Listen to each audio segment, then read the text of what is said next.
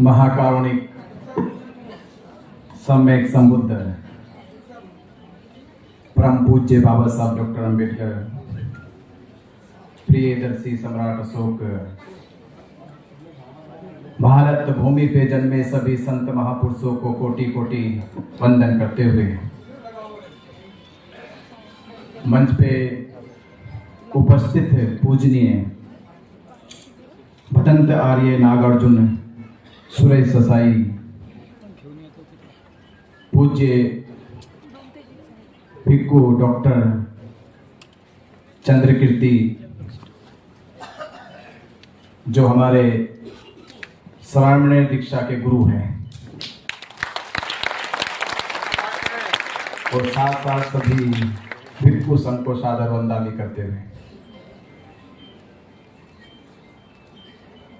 और आप जो 134 साल की अटूट विश्वास, श्रद्धा, उम्मीद लेकर बैठे कि महाबोधि महाविहार की मुक्ति तक हम मरेंगे नहीं। मुक्ति से पहले कितने लोग मरना चाहते हो? किसी को जल्दी है? अब तक शादी नहीं हुई। बिल्कुल नहीं मरोगे और मरना भी नहीं। जब तक महाबोधि महाविहार मुक्त ना हो जाए तब तक मरना नहीं है, कसम खा लो। क्यों कसम खा ले? तथागत बुद्ध काल में हमारा जन्म नहीं हुआ, हमने बुद्ध की बात को नहीं सुना, उनका सुमरन हमने नहीं किया। ये मन में एक जिज्ञासा रह गई कि वो लोग कितने धन्य होंगे, उनका जीवन कितना धन्य होगा जो बुद्ध को देखते होंगे। जिन्होंने बुद्ध के उपदेशों को सुना होगा उनका जीवन कितना धन्य होगा।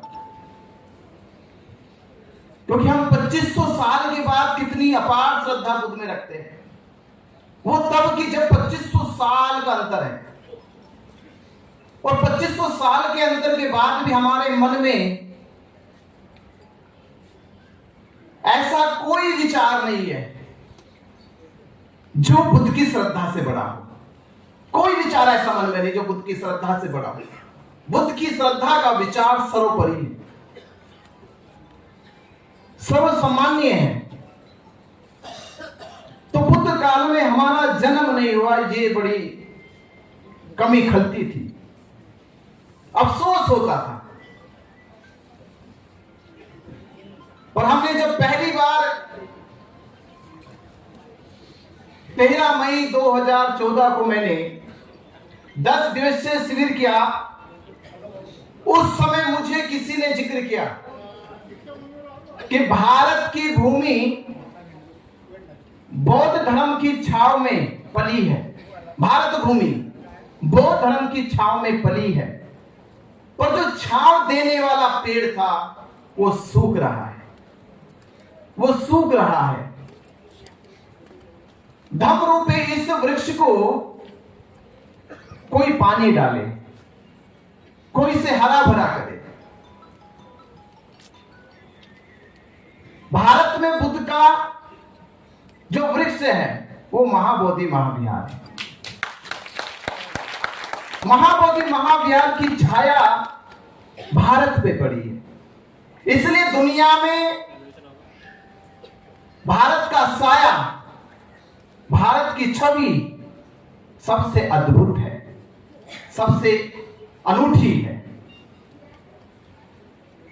तो बुद्ध काल में हमारा जन्म नहीं हुआ, ये कमी खलती थी, पर आज महसूस होता है और ये फक्र होने लगा, गर्व होने लगा कि जिस पवित्र धरती पर सिद्धार्थ गौतम को ज्ञान की प्राप्ति हुई, जिस धरती पे 2300 वर्ष पहले सम्राट अशोक ने महाबोधि महाविहार की नींव रखी, उसी महाबोधि महाविहार की मुक्ति का हमको जिम्मा मिला।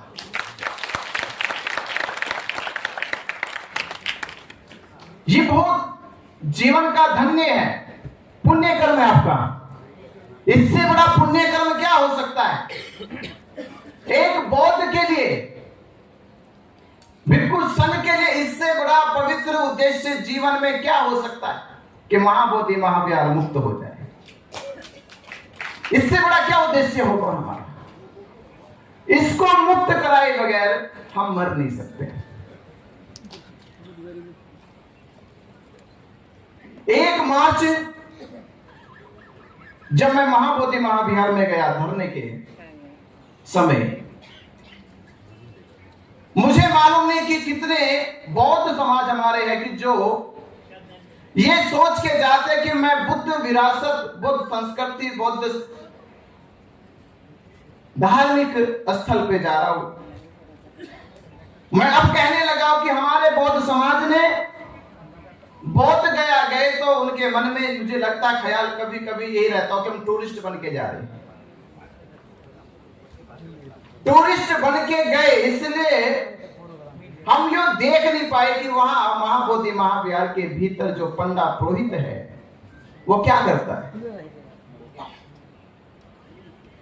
उस दिन अचानक जाना हुआ, मेरे मन में ख्याल भी नहीं था क्योंकि उससे 2 बार मैं पूर्व भी गया हूं। उस समय मुझे कोई मिला नहीं, पर उत्तेफाक था उस दिन वो मिले और बैठे वो पिंडदान श्राद्ध कर रहे थे। और बाबा साहब अम्बेडकर कहते जो सचेत होता है, जो सचेत होता है वो कभी नजरअंदाज नहीं कर सकता। जो सचेत होता है नजरअंदाज नहीं कर सकता, वो अनदेखा नहीं कर सकता, वो तो उसे निशाने पे ले लेगा, वो उसे अपने निशाने पे ले लेगा। और आपने देखा, हमने यही पूछा, महाबोधि महाविहार बौद्धों का पवित्र धर्म स्थल, जहां विश्व के लोग ये सोच कर आते हैं कि महाबोधि महाविहार जाएंगे तो शांति मिलेगी, कुछ क्षण वहां साधना और ध्यान में बैठेंगे, कुछ समय बुद्ध के उपदेशों का स्मरण करेंगे तो शायद हमारे जीवन के विकार बुराई मिट जाएगी। पर जैसे यहां आए और तुमको देखा, और तुम लोगों ने क्या किया, यहां मरे हुए के बाद जो मर गए हैं उनको भोजन पार्सल की दुकान खोल ली। मरे हुए के लिए भोजन पार्सल की दुकान खोल ली। तो हमने पूछा किसकी अनुमति से बैठे हो, किसने इजाजत दी तुम्हें आने की यहां पे?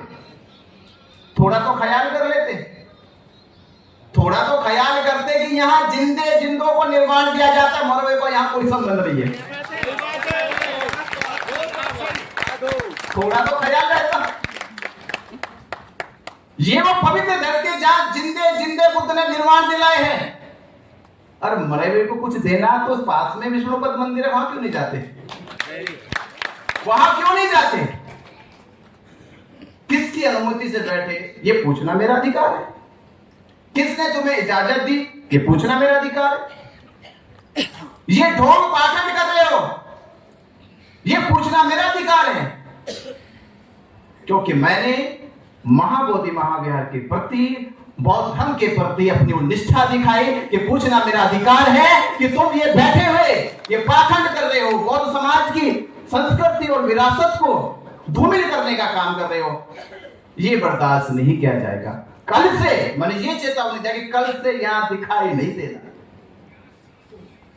इतना कहा, उसके बाद उन्होंने 3 मार्च को, इतनी बात कहने पे 3 मार्च को पहली बार मुकदमा किया। पहली बार मुकदमा किया इतना पूछ लेने पर।